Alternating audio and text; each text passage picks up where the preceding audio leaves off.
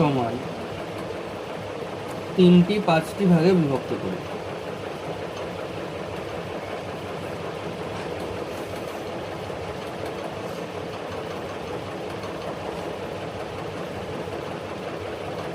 এবারে বিষয়, তোমরা আগে ছোটবেলায় যখন শিখেছো তখন কি করেছো?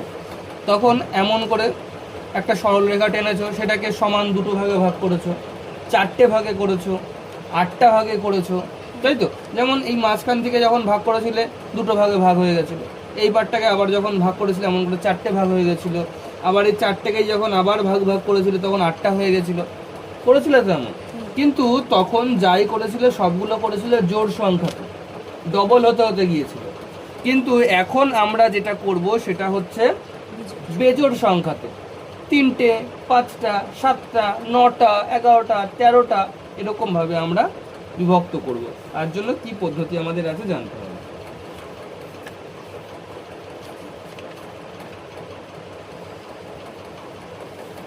কোষে দেখি 23 আমাকে বলেছে রিহানা খাতায় একটি 10 সেমি দৈর্ঘ্যের সরলরেখাংশ পিকিউ এঁকেছে।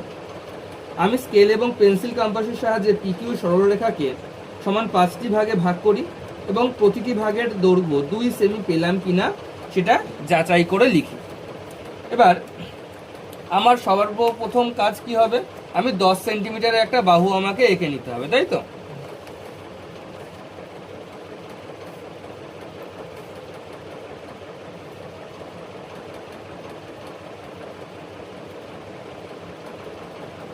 সর্বপ্রথম আমি এখানে একটা 10 সেন্টিমিটার বাহু আঁকছি,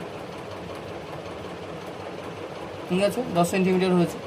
এবার 10 সেন্টিমিটার বাহুর ওপরে আমি র্যান্ডমলি, মানে যে কোনো ইচ্ছা, আমার যা ইচ্ছা সেইভাবে আমি এখানে একটা কোণ আঁকবো। আমার মনে যেমন ইচ্ছা হয়েছে আমি তেমন এঁকেছি, ঠিক আছে? আর এই 10 সেন্টিমিটারটাকে আমি নাম দিলাম এবি। এবার এবি যে 10 সেন্টিমিটার নাম দিলাম এবং যে কোনো মাপের আমি একটা কোণ আঁকলাম, চলো তার নাম আমি সি দিলাম। যে কোনো মাপের কোণ এঁকেছি। এবার কোণ বিএসি এর যে মাপ, সেই মাপটাকে নিয়ে কোণ বিএসি এর যে মাপ, সেম মাপটাকে নিয়ে আমি এখানে না এমন করে একটা কোণ আঁকবো, সেম মাপ নিয়ে। তাই জন্য কি করতে হবে আমাকে? এইখানে যে মানে কোণের বৃত্তচাপটা আমি অঙ্কন করলাম, সেম মাপ নিয়ে আমার বিতে বসাতে হবে। বৃত্ত বসিয়ে আমি এমন করে বৃত্তচাপ অঙ্কন করলাম, হয়েছে? এরপরে কি করব? এরপরে এইখান থেকে এই অবধি যে মাপটা, ঠিক আছে, এইখান থেকে এই অবধি যে মাপটা, সেই মাপটা কম্পাসে তুলে নিতে হবে। নেবার পরে এই যে যে সরল রেখাটা 10 সেন্টিমিটার বাহুটার উপরে যে স্থানে মিশেছিল তার উপরে একটা বৃত্তচাপ অঙ্কন টানতে হলো। তাহলে বৃত্তচাপ দুটো কোথাও তো এক জায়গায় মিশেছে, যে স্থানটাতে মিশেছে সেই স্থানটাতে সেই বিন্দুটা এবং বি বিন্দুটাকে যুক্ত করে আমরা বর্ধিত করে দেব, যুক্ত করে বর্ধিত করে দেব, করে দিলাম। এখন আমাকে কটা ভাগে ভাগ করতে বলেছে? 5টা ভাগে ভাগ করতে বলেছে, তাই তো? এবার আমার মনের ইচ্ছা খুশি, আমার মনে হলো আমি যে এইটুকুন নেব, আমি এতে বসালাম, এই বাহুটাকে সমান 5টা ভাগে ভাগ করব। দেখো কটা হলো? একটা। সেম মাপ রেখে আমি করতে থাকবো, হ্যাঁ? 2টো,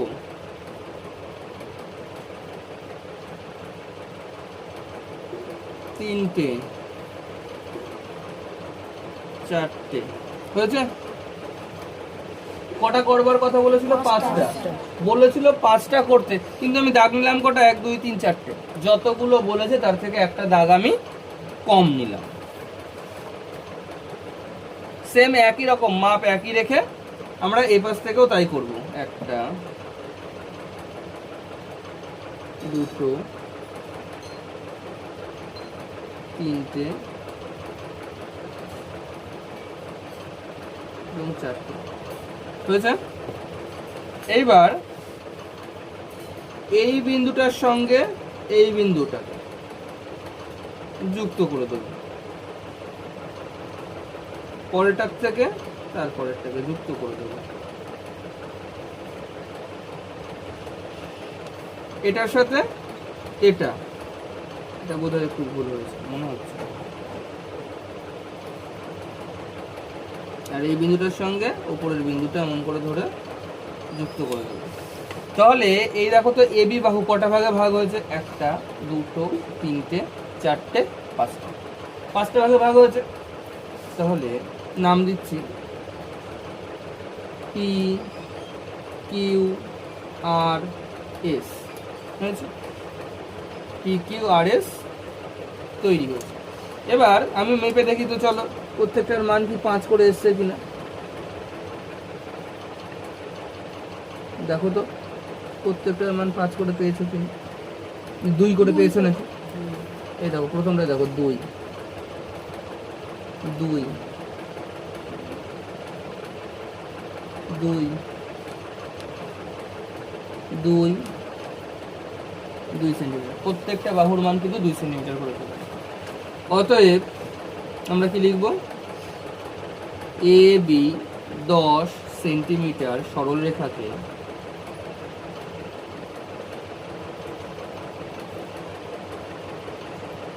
সমান 5টি ভাগে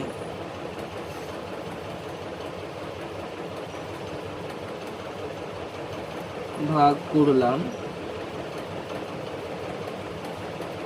যার প্রতিটি অংশ কত সেন্টিমিটার করে পেলাম, 2 সেন্টিমিটার। 2 সেন্টিমিটার হয়ে গেল। বুঝা গেল? ওইটা তো নাম দিল, দিয়ে দিলাম। ওকে, বুঝতে পেরেছো কি করে 5টা ভাগে ভাগ করতে হবে?